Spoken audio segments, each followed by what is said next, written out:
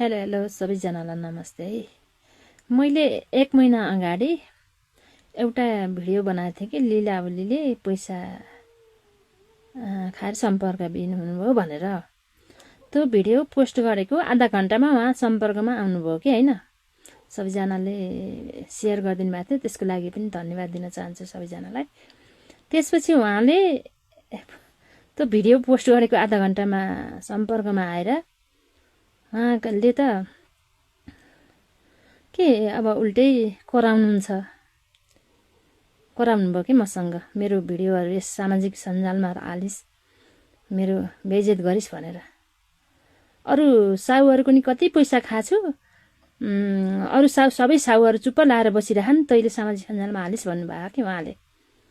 लीलावली तपाईँ एकपटक अर्घाखाँचीको सन्देहर्कमा बजारमा खुल्ला हिँडेर देखाउनुहोस् मात्र। तपाईँलाई बजारमा देख्ने मान्छेले कालो मोसो लाएर जुत्ताको माला लगाइदिन्छन् के। हिम्मत छ भने त्यो भारतमा बसेर एउटा कुनामा बसेर इन्डियामा बसेर लुकेर नबस्नुहोस् के। तपाईँको हिम्मत छ भने आउनुहोस् न। कसले के गर्छ भन्ने कुरो त्यति बेला थाहा हुन्छ। खुल्लामा आएर हिँडेर देखाउनुहोस् त, त्यहाँबाट फोनमा लुकेर धम्की दिए जस्तो होइन। त्यसपछि सम्पर्कमा आउने, 2-4 शब्द बोलेर फेरि ब्लक लिस्टमा राख्ने।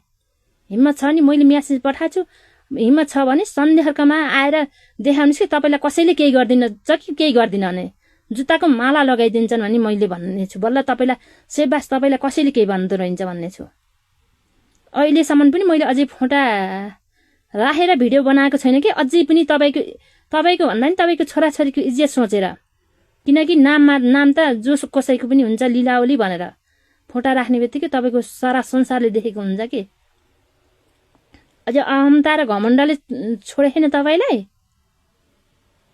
आउनुहोस् न एकपटक सन्देहको बजार गाउँमा खुल्ला मुख देखाएर हिँड्नुहोस्, त्यसपछि मात्र थाहा हुन्छ। लुकेर एउटा कुनामा बसेर फोनबाट ठुला कुरा नगर्नुहोस्।